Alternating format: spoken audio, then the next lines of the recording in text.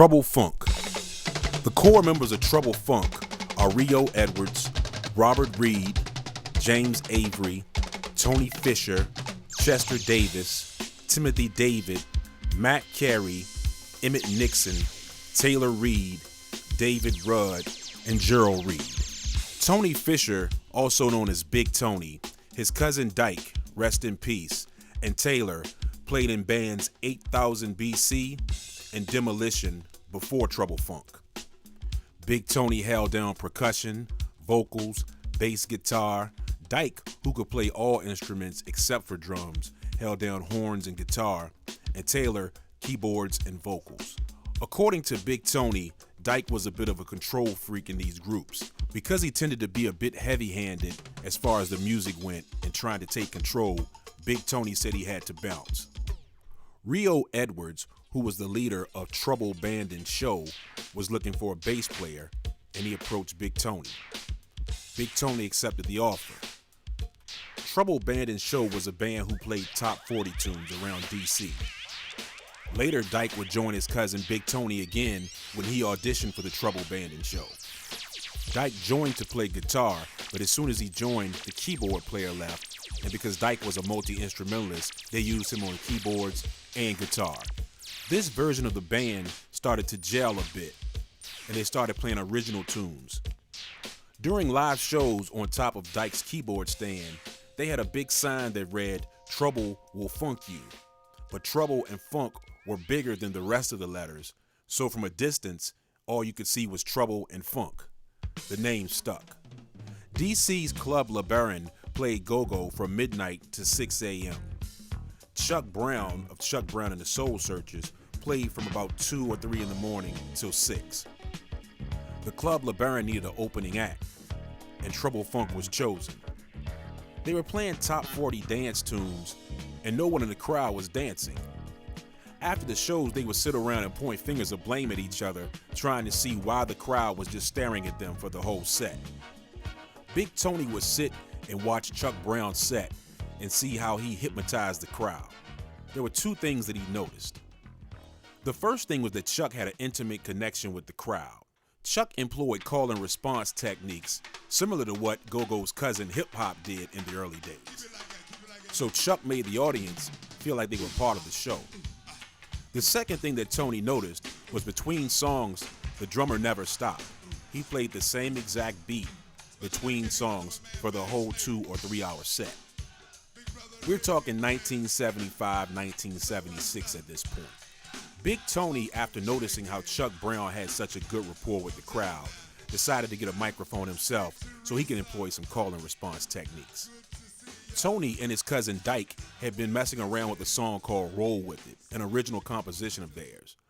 They put that into their show and noticed that the people got on the floor when Roll With It came on. In fact, the floor was packed. But they noticed that as soon as they stopped playing Roll With It, the floor cleared again. They said they would have to damn near play Roll With It all night to keep the people dancing. Roll With It was one of the first times that the public would hear that famous roto-tom that Trouble Funk is known for, one of their trademarks. Chuck Brown said to the club owner, Ted Hawkins, not to book Trouble Funk on the same bill with him anymore because they were stealing his music. Chuck was in the studio at this time, recording his soon-to-be smash, Bustin' Loose. This left the Club LeBaron wide open for Trouble Funk to do their thing alone. Even without an opener, Trouble Funk would sell out the Club LeBaron just by themselves. They would merge their original compositions with top 40 hits of the day. And because they made it look so easy, other burgeoning go-go bands would follow suit. According to Big Tony, nobody had really challenged Chuck Brown at the kind of music he did until Trouble Funk came along. During Chuck Brown's absence, there were these huge battle of the bands. Big Tony says that Trouble Funk versus EU, Experience Unlimited, was like the Cowboys versus the Redskins. There were huge cardboard posters posted all around the city, Battle of the Bands, with boxing gloves on both sides with the names of the competing bands within the boxing gloves. Big Tony said that this time, EU wasn't even playing go-go yet. They were like a funk rock hybrid. Big Tony tells me that sometimes these battles actually escalated into physical altercations. Members of EU and a group called the Peacemakers actually came to blows. But Tony says we didn't have to worry about that because we got linebacker type cats in our group. According to Tony, after one of these battles, Sugar Bear of EU came up to him and said, "Y'all are pretty good, but you should put your microphone down and play your bass more." He replied to Sugar Bear, "Look, you can either do what the people want or you can do what you want. Right now, I'm doing what the people want." Tony said a few weeks later, Sugar Bear had a microphone and he was doing call and response. Tony says further that Chuck Brown's Bustin' Loose was not really a go-go song. He said it was a top 40 song with elements of go-go in it, much like Trouble Funk's first record, E-Flat Boogie. Tony declares that the first record that was actually a real go-go record or a full-fledged go-go record was Trouble Funk's Straight Up Funk Go-Go Style, which was released in 1981. According to Big Tony, a go-go record, to be a true go-go record, has to be recorded live. He says even if it's recorded in the studio, you have to have a controlled live setting. He says that when they recorded Straight Up Funk Go-Go Style, they had 75 or 80 people in the studio and it was a live atmosphere. Now, Trouble Funk released records on a couple of different labels throughout their career. But early on, again, their first song, E-Flat Boogie, was released first on TF Records, their own label, and also Jam and Jam 2 Records.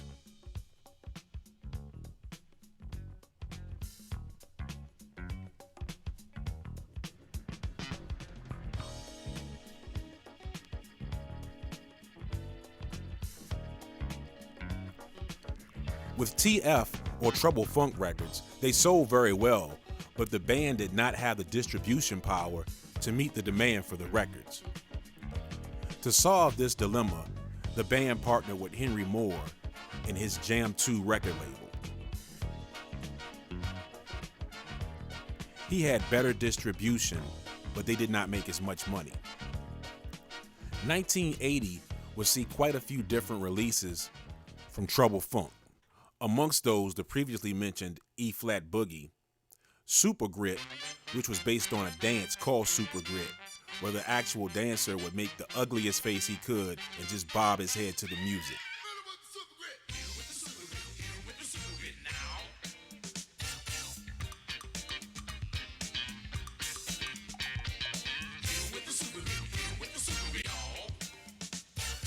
'80 also brought Latin funk.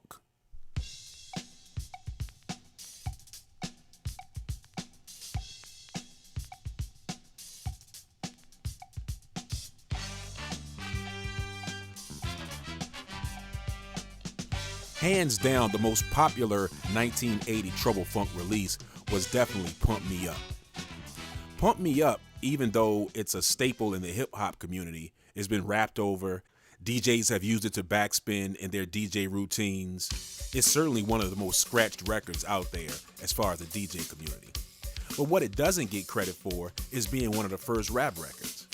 Right, a go-go group from DC made one of the first rap records, 1980.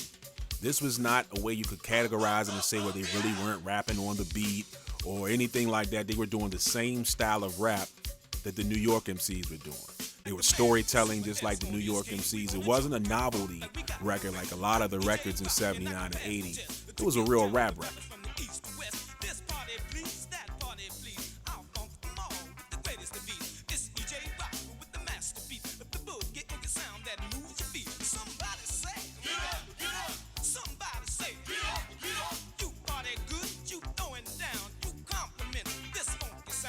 I'm not sure what the official record books say, but I know Pump Me Up had to sell at least double platinum. Every DJ worth his weight has 2 copies of Pump Me Up, and it's been sampled by everybody from Curtis Blow to Grandmaster Melly Mel and his Furious 5.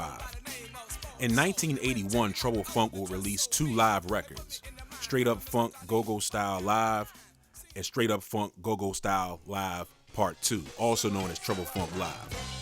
The first installment is what Big Tony declares is the first official go-go record. Another interesting thing about this live record, it contained Drop the Bomb.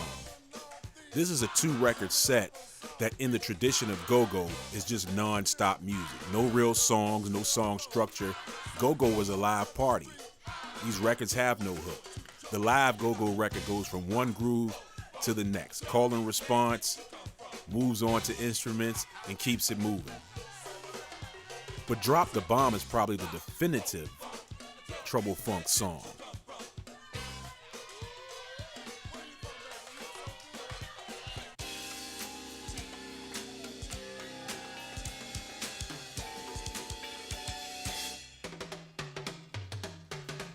Just the term drop the bomb has become part of the mainstream lexicon when you drop the bomb on somebody. Drop the bomb has been sampled dozens and dozens of times. In talking to Big Tony, I finally got a chance to get questions answered that I wondered about with this song since 1981. Mainly, who are the crews that they're calling out? There was a debate when I was a youngster about whether Trouble Funk was saying the Northwest crew or White Boy crew. We're gonna drop the bomb on the Northwest crew or White Boy crew. I asked Big Tony, he said, oh, we dropped the bomb on both of them. He said the Northwest crew was, of course, cats from the Northwest. The White Boy crew were the white cats in the crowd or the really, really light-skinned cats in the crowd. He said we talked about the tape recorder crew. The tape recorder crew was the kids with the big boom boxes that came to record the show. He said the show sounded like crap after you got it home, but it was cranking to them, in Big Tony's words. The Headache crew. He said that's the crew that came in with crazy haircuts. The Super Grit crew. Again, the Super Grit was the dance that you did with the ugly face bobbing your head to the music. And the Super Grit crew was the crew that did that dance. The Umbrella crew. He said the Umbrella crew was the crew that came to the party with 3 or 4 cats in the crowd of hundreds with umbrella. He said once he called out the Umbrella crew, the next week, even if it was no rain, you had 50 cats with umbrellas just to be part of the Umbrella crew. Again, go-go is just a big live party.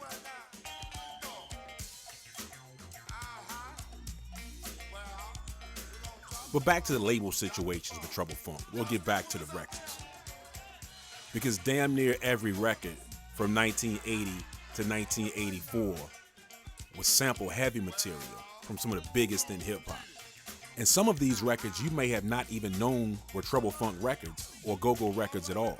But Trouble Funk provided much of the backdrop for hip-hop in the 80s. And sometimes they were compensated and people got permission, but most times not. But I digress. In 1982, Trouble Funk kinda signed with Sugar Hill Records. Actually, their manager, Rio Edwards, signed the contract doing business as Trouble Funk. And for a period, Trouble Funk could not record as Trouble Funk for a short period. So they formed their own label, Cted Records. Now Big Tony says that's an acronym that stands for their names, but it's pretty ironic that they were broke and in debt at that time. But debt actually stood for Dyke, Edwards, Taylor, and Tony. On the Det Records label, they recorded as Slim, and they had a song called It's in the Mix. Don't touch that stereo. The Don't Touch That Stereo intro was so popular that most people call it Don't Touch That Stereo, but the song is called It's in the Mix. The lead vocalist, Slim, was one of the party goers who used to follow Trouble Funk around to their venues and just party and act crazy. Tony says that Slim, also known as Iceberg Slim, was just that one cat in the party who was always acting crazy and getting the crowd to follow suit. So when Big Tony saw the way the crowd reacted to Slim, he took Slim in the studio and made something happen with him. He said Slim looked like a natural born star. He was 7 feet tall and just one of those cats that drew attention. But he says once he got him in the studio environment, he clammed up. He was scared. He didn't act anything like he did in the parties. Tony had to go in the booth with him and almost hold his hand to get him through the vocals. And when they did live shows and performed It's in the Mix, it was even more disastrous according to Big Tony. But It's in the Mix is a classic and still rocked to this day.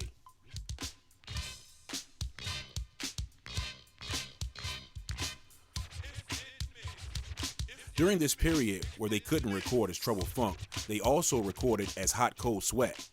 It was basically Trouble Funk with the Hot Cold Sweat band. On Cted Records, during this time period where they were recording under aliases, they also recorded one of my favorite recordings, period, Arcadian Funk. They recorded this song under the name Tilt. Being an arcade junkie and a go-go junkie at the time, I could definitely appreciate everything about this record. It was 1982, and hip-hop was on fire, and arcades of America were on fire. Tony said him and his cousin Dyke would hang around the arcades and record the sounds of the games.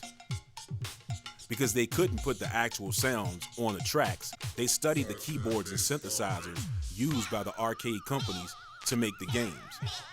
And they replicated the sounds pretty well. Arcade Funk is a go-go classic.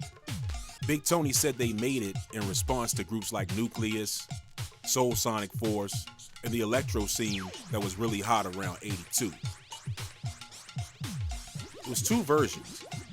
There was a slower tempo and then a faster tempo version because they couldn't settle on which one they liked the best, so they just released both. But back to their debut album on Sugar Hill Records. Their debut album, like many of the full-length LPs on Sugar Hill Records, was a few already released songs like Pump Me Up and Drop the Bomb, mixed in with a few new ones. The version of Drop the Bomb on the album is an edited version, taken from Straight Up Funk Live Go-Go style, released the year before. But the original Drop the Bomb was probably closer to 20 minutes. The first single from this Sugar Hill Trouble Funk release was Hey Fellas. Hey fellas, yeah, say we got to take time out to get close to the ladies. Let's find a superficial, we can take time out to Hey Fellas was nice, slickly produced, catchy hook. Big Tony says the inspiration came from hearing Rick James on Super Freak saying I really love to taste her every time we meet. So Big Tony borrowed that line and made it part of the hook for Hey Fellas. Hey Fellas did extremely well and was one of the many early attempts to make go-go a national phenomenon. Right around this time, Curtis Blow would also record with EU, making Party Time. But for some reason, go-go just never caught on nationally. Still hasn't. Even though the affiliation with Sugar Hill Records made Trouble Funk more of a national name, people still did not understand that this was an actual form of music called go-go and exactly what was going on.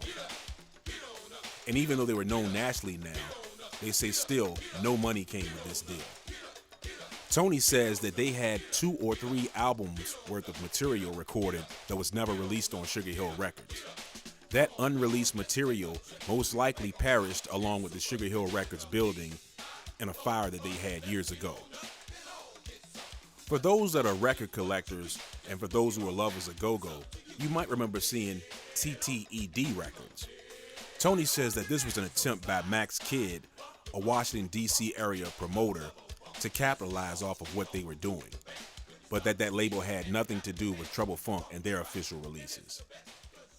There was a relationship at one time with Max Kidd and Trouble Funk, but the relationship at some point went sour over the way business was handled. Certainly 1982 was a busy year for Trouble Funk, recording for Sugar Hill Records and also on their own Cted Records.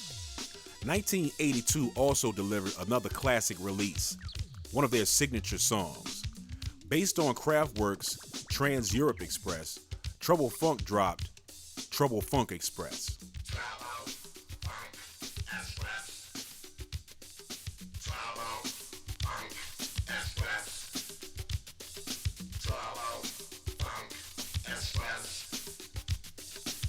Trouble Funk Express was a roller coaster ride. It contained the vocoders that were so popular in that early 80s electro music, the Rototom intro that had been so popular and a trademark of Trouble Funk. And oh, I forgot, we gotta go backwards. Trouble Funk also had a record on Jam Records called The Beat, which Trouble Funk Express is actually a part 2 of. The Beat was another song with the famous Rototom intro.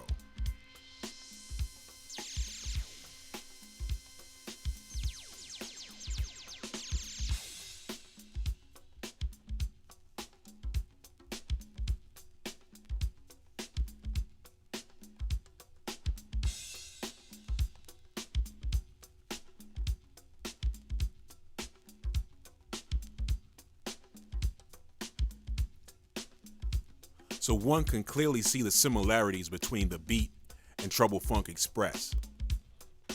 That Rototom intro, especially here in the DC, Maryland, Virginia area, is just classic. Every cat that used to beat on the tables, every cat that used to try to do the human beatbox would always imitate that Rototom intro.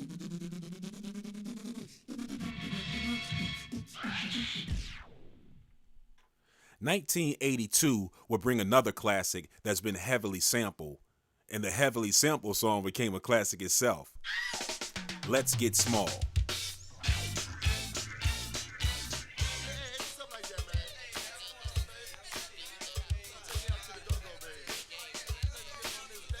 Here in Virginia, Let's Get Small was just another good party record that we used to rock off of from Trouble Funk.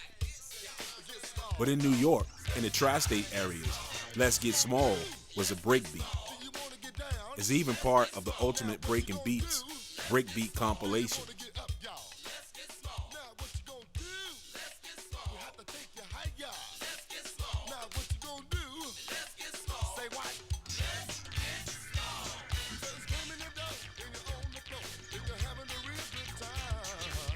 '82 also brought us Say What.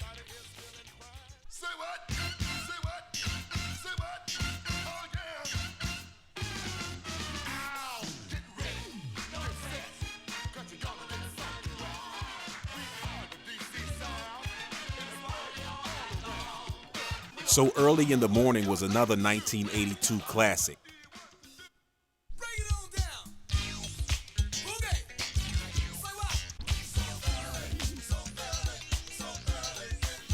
These records had very little promotion.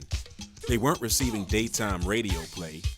They were regional, just in the DC, Maryland, Virginia area. And there were really no videos available back in the days. So it was all just word of mouth, or just going to the record stores and checking to see what new songs were out as far as promotion for these songs back then. 1983 would bring Saturday Night Live.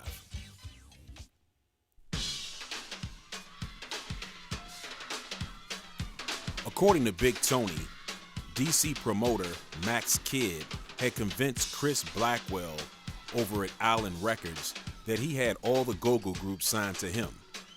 Chris Blackwell said, "I want them all. I'll give you a budget and I'll sign them all." So Saturday Night Live was released on Island Records. Every jam on Saturday Night Live was a smoker. Fourth Gear, Double Trouble, heavily sampled songs that kept the dance floors of DC, Maryland, and Virginia packed. But even with the major label affiliations, go-go still would not break nationally.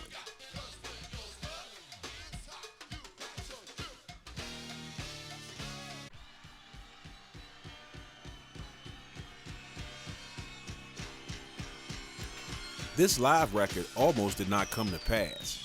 According to Tony, the record was very hard to mix. And every time the engineers in the studio tried to mix it, it just came out terribly. So Tony finally found an engineer that was able to mix the record properly, even though they had to do a lot of tweaking. And right there at Bias Studios in Virginia, they got a decent mix out of it. But Saturday Night Live actually originally appeared on In Times of Trouble, which was half studio album and half live album. The live portion again ended up being Saturday Night Live. The studio album, which Big Tony said some of the members of the group liked, some didn't, Tony did not like it, was kind of experimental. It was the group going in a different direction, a little more mainstream. One of the standout tracks, especially among hip-hop and go-go heads, was Spend Time. It was a little more heavy on instruments and less drum heavy than most of their other standards that we were used to, but it was a good track nonetheless. One of the standouts was the flute solo.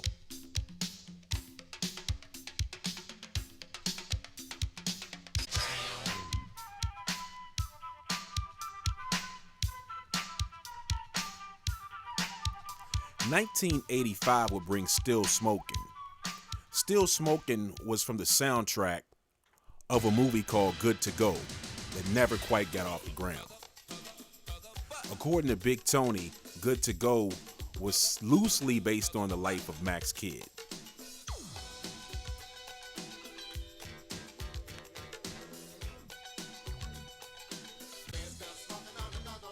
In 1987, the group released Trouble Over Here, an album that Big Tony's not fond of at all. The group was basically fragmented at that time, and he really wasn't part of the group. He said the only song he really contributed to was Hey T-Bone. He did not like the direction that Island Records had taken them in, and Big Tony says, these major labels will hire you or sign you for what you do, but once you sign, they want you to do something different. They brought in Bootsy Collins as a producer, and he says, Bootsy's funk is fine, but Trouble Funk is Trouble Funk. He said Bootsy brought in a bunch of computers and pressed a few buttons, but Trouble Funk is Trouble Funk. I believe that the Trouble Funk audience is probably on the same side as Big Tony. It just wasn't that Trouble Funk sound that we were used to. The major labels would also do the same thing with EU and other go-go groups that were lucky enough to get major label contracts. They would basically turn them into R&B groups, which they are not. Other notable recordings include I'm Chillin' with Curtis Blow, which again, by this time the group had broken up. Dyke composed much of the music, and Tony finished off some of it and appeared in the video. Very similarly was The Bomb Has Dropped by the 2 Live Crew. Luke was a big fan of go-go, and he went through Dyke to try to do a collaboration. Tony says he was not involved in this collaboration at all. This song was basically a reworking of Drop the Bomb.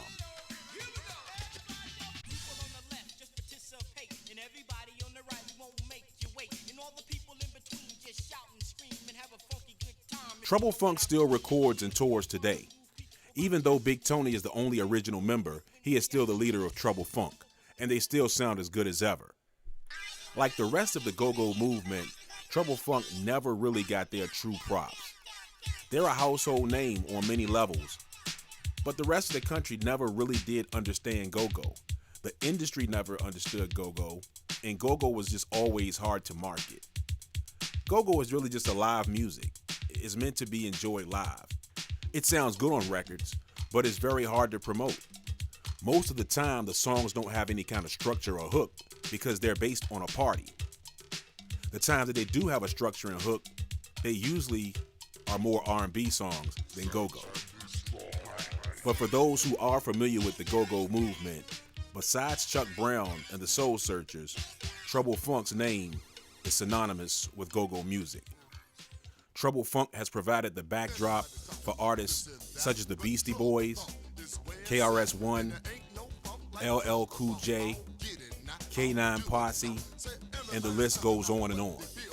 They've influenced Jill Scott, A. Marie, Shaka Khan, and the list goes on and on. And this is Jayquan, MC, DJ, producer, hip-hop historian. You can check out Foundation Era artists at my website, The Foundation, spelled THA Foundation.com. Get at me on all social media at Jayquan VA, and get at me personally on email at jayquan@jayquan.org.